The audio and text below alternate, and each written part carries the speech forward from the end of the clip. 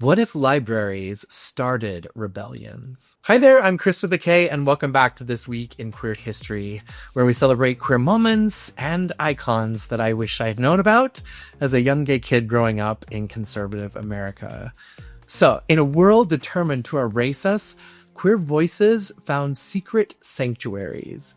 From whispers in the stacks to the audacious homegrown archives, books became lifelines for many of us and weapons.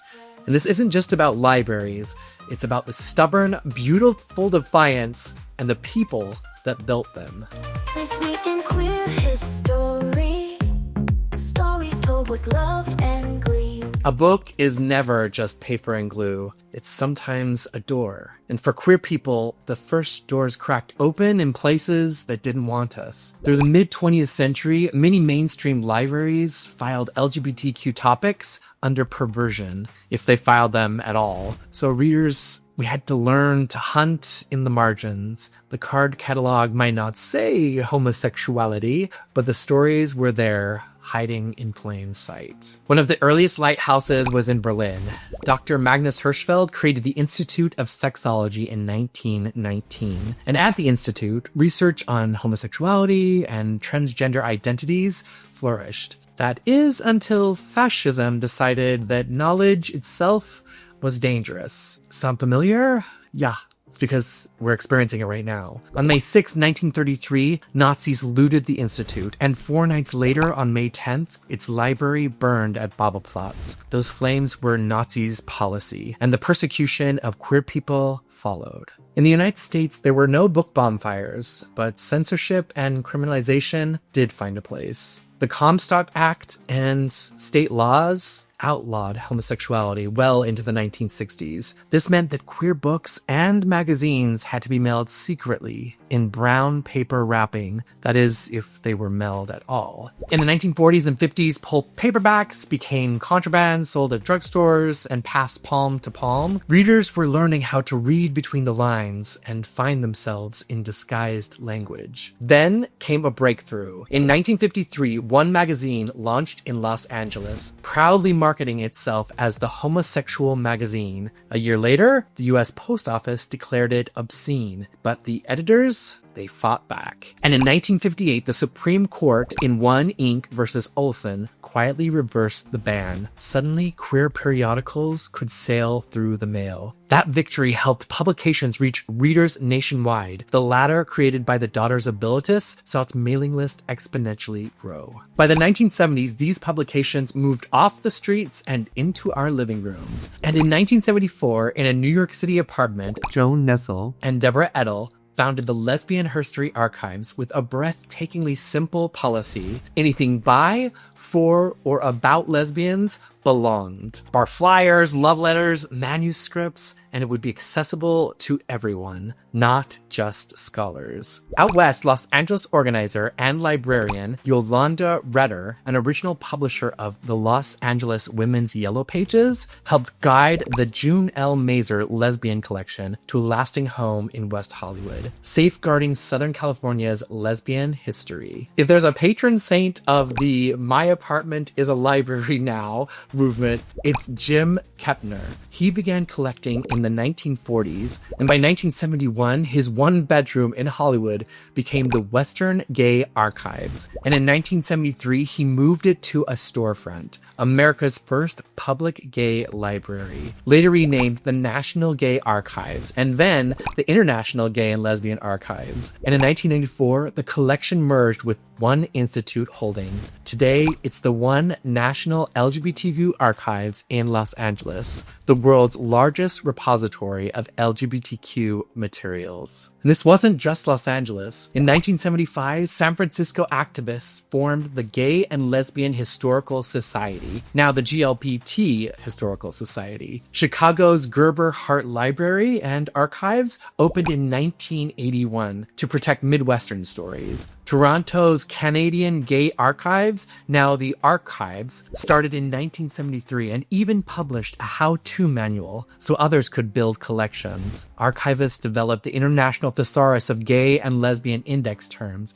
to make our topics findable, and in 1985, groups around the world gathered in Toronto to form the International Association of Lesbian and Gay Archives and Libraries, IALGAL, a network that turned scattered efforts into a global movement. In 1981, after a major donation of gay literature, the San Francisco Public Library established the James C. Hormel Gay and Lesbian Center, among the first dedicated LGBTQ sections in a major public library. This signaled a new expectation: queer books belonged on the shelf for everyone. Inside the library profession, librarians organized too. At an American Library Association annual conference, the Task Force on Gay Liberation formed, the first official gay and lesbian caucus in a national professional organization. Exhibitions and scholarship followed. In 1994, Becoming Visible, The Legacy of Stonewall, announced the queer history was moving from the basement to museum walls. When the HIV/AIDS crisis hit in the 1980s, libraries expanded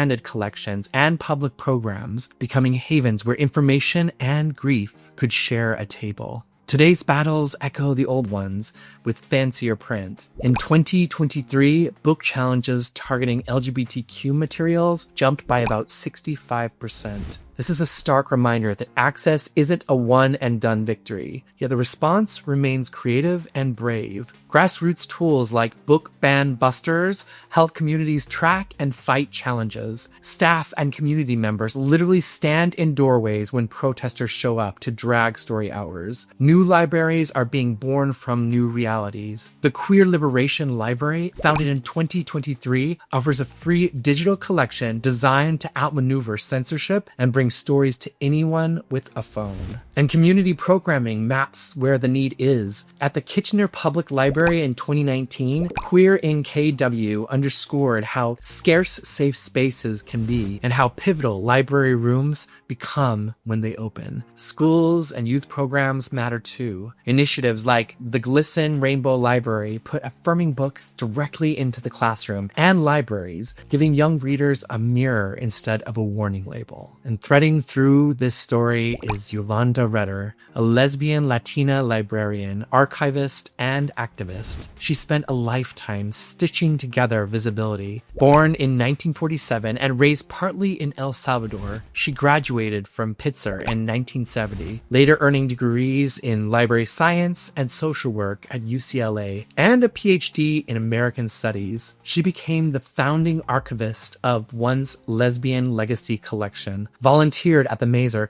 and from 2003 until her death in 2007, served as head librarian and archivist at UCLA's Chicano Studies Research Center.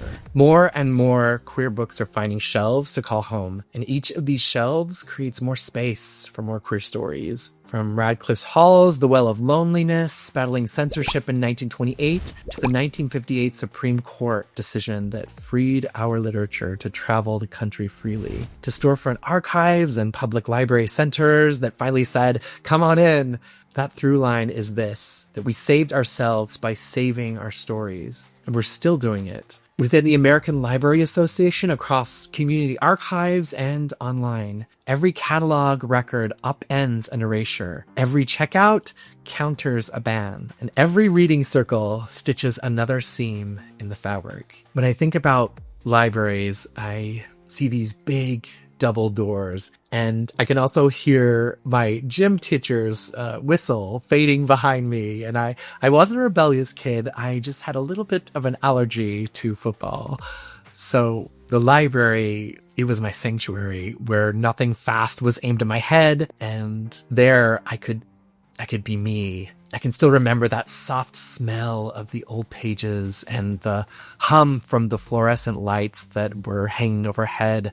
And as I pretended to study state capitals, I was actually looking up forbidden words like gay or lesbian or anything that might answer a question that popped into my head. And each breath was laced with this quiet possibility. The library was the one place at school where curiosity wasn't wrong. It was the whole point.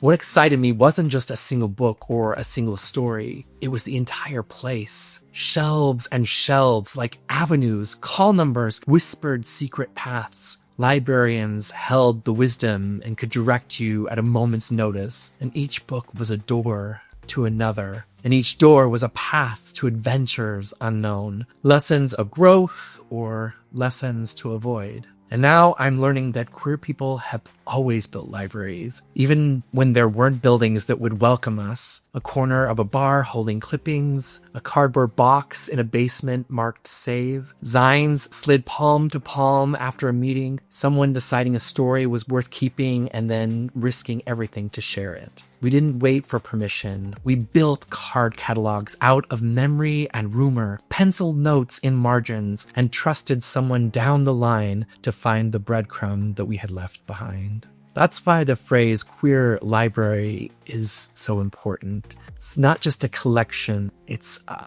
covenant. It says we were here.